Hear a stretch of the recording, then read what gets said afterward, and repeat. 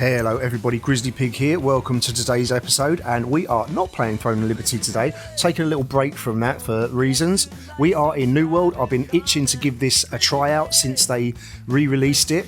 New World Aeternum, and I have been playing this over the past few days. I've been getting max level 65 is the max now, so if you want to see how I've been getting on with that, you're thinking about giving this game another shot or haven't played it before and want to know how to level up and do some other things that are going to help you when you reach level 65, stick around for this one because I'm going to show you the things I've been doing up till now. So I have played this previously when they brought the game out originally, and my character, I did get up to max level when they did the last expansion, when that came out during the last release.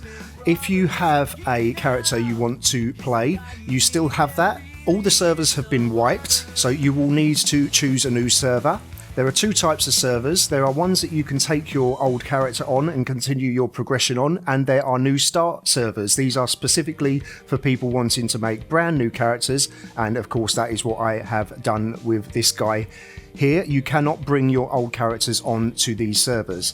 So, as you can see here, we are level 65. I have a gear score of 677. I've been buying some items and getting some drop, and I have gone straight into getting some items that I think will help me in doing chest runs and basic dungeons and stuff like that will get me by. But more specifically, I've got luck perks on these as well. So I've just been searching the auction house. All of this stuff you see here that my guy has got, including the jewellery, cost me well less than 10,000 gold, let's just say. So it's inexpensive to get hold of some stuff very quickly. We've got health on that one, refreshing freedom. These are all great perks that of course this gear is not going to be what I'm going to use in the end game with PvP in the wars and the outpost rush, but it's good for now. Getting to level 65, it is basically playing much similar to how the game played before. It will take you through the various different levels. I started out over in Monarch's Bluff, then you get taken to Everfall, then up to Brightwood, through the Great Cleave, Shattered Mountains, Eden Grove. Then you'll be sent down to Ebon Scale, up to Shattered, where you will face Isabella and fight her in a trial. There are lots of trials here. They're basically like dungeons, but single player versions that you can play through as part of the main story mission. When you are done in Shattered Mountain, you'll be sent to Brimstone Sands, and then finally down to Elysian Wilds, where you will face Medusa, and that is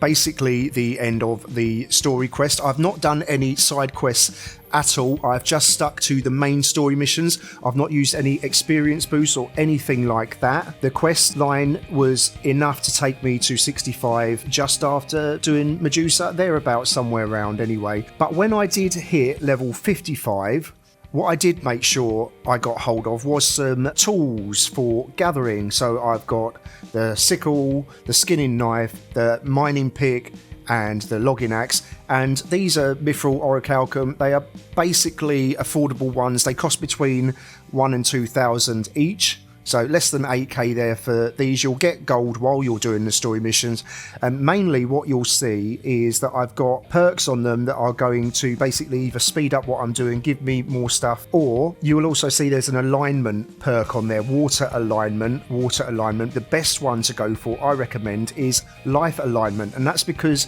the motes you get as a byproduct from doing gathering with these tools will sell well on the marketplace.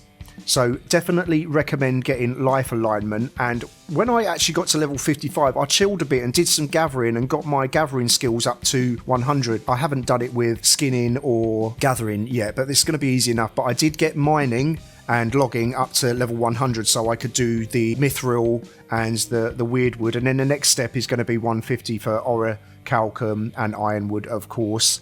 The orichalcum ore does not sell very well at all, and the reason for that is that there's an abundance of it in all of the end game places there, so there's a lot more of it being mined than the lower level gatherables there. A bit of a paradox, but of course you will need those lower level ones as they craft into the higher level ones as well, so gather everything you can for sure.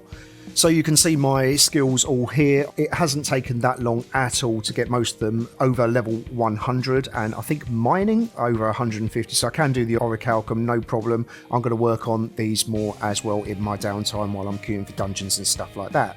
I've also got myself some bags as well, and if you can get luck on your bags, all the better, because the reason luck is so good to have on your gear is that it really does work. Also, I know this because I used this when I played the game last time, and unless they've changed it, when you loot stockpiles and stuff like that on your chest runs, you have a higher chance to get some of those lottery items like stacked deck and loaded dice, stuff like that, that make the trophies. And while we're on that subject there, as part of the changes, they have consolidated the trophies so that you can basically bring all of the different combat trophies into one ultimate trophy. Same with the gathering ones, the skinning, the gathering and the mining trophies, all them different ones you can consolidate into an ultimate trophy, so you take up less trophy space, as well as the crafting ones as well. The other change I've noticed is, of course, I said I did the story mission. They've totally revamped that. Like, as I say, you've got the trials now. They're more of a single player experience as you level through and do the questing. They have done tweaks to the weapons to make the skills a bit different and stuff like that. One of the main ones I noticed was in Sword and Shield. They've universalized the reverse stab. They've changed it into a skill called Upheaval now, so it's not working specifically with backstabbing, but it's basically just an increased amount of damage across the board wherever you're hitting someone. Of course, that's a big change, a buff or a nerf depending on what you use it for, and of course other skills and stuff like that. But mechanically the game is playing the same. We still have Outpost Rush, we still have wars, owning territory and stuff like that. Also, while I've been leveling, you will see that I got Sword and Shield to 20, Hatchet to 20, Great Axe to 20. Basically, whenever I hit Mastery level 20 on a weapon, I would change it out for another one. And of course you are going to level up your main hand faster, so you're kind of leapfrogging, working them through like a conveyor belt, if you like. And as you can see here, I managed to get nearly 4 weapons all the way to level 20. So definitely do that on your way. Don't get 2 weapons to 20 and sit on those and just keep fighting with those. Swap out your weapons and level them all up, because you're for sure going to want to use a lot of different kinds of weapons for different builds and stuff like that. And what am I going to be doing now I'm level 65? So basically I am going to be doing my chest runs, of course. That's why I've got all of my luck gear sorted out. So I'm going to make sure I do Merkguard and Mines chest runs every day, and all the other different ones depending on what runs are going on at the time. There's lots of chest runs to be done.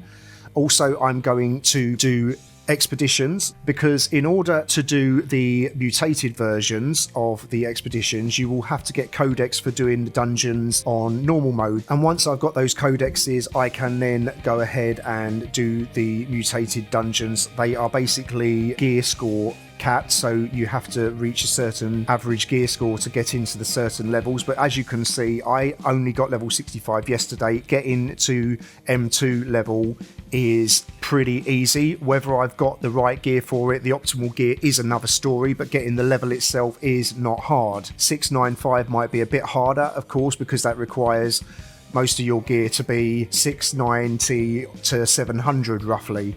Apologies, I had to move there because there was some talking going on in town.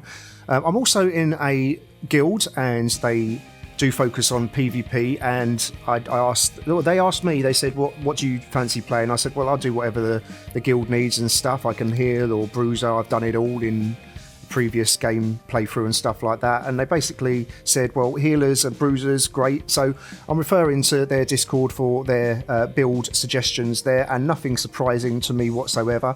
So I suggested I'm going to go for bruiser or healer, what comes together quickest as far as gear score and just general gearing out and stuff like that is concerned. But aside from that, the great thing about this game is it's not that hard to build multiple builds, and I really love Sword and Shield. Like, it's a bit of a troll build really for this, but in OPR, going around with a Sword and Shield, backstabbing the musketeers and stuff like that, and running about and worming your way out of a fight, hiding and coming back into it. Really good fun. I had so much fun doing this when I played last time. I spent so many hours in OPR. I'm going to be going for certain artifacts as well. Some of them are needed for the builds that I want, and I'll be doing those as well. But that's pretty much it for now. I'm going to start hitting the chest runs, the dungeons, and doing some PvP. I will update you guys on how that's going. If you've liked this video, would like to see more of this, then please like, subscribe, comment. I will see you guys next time.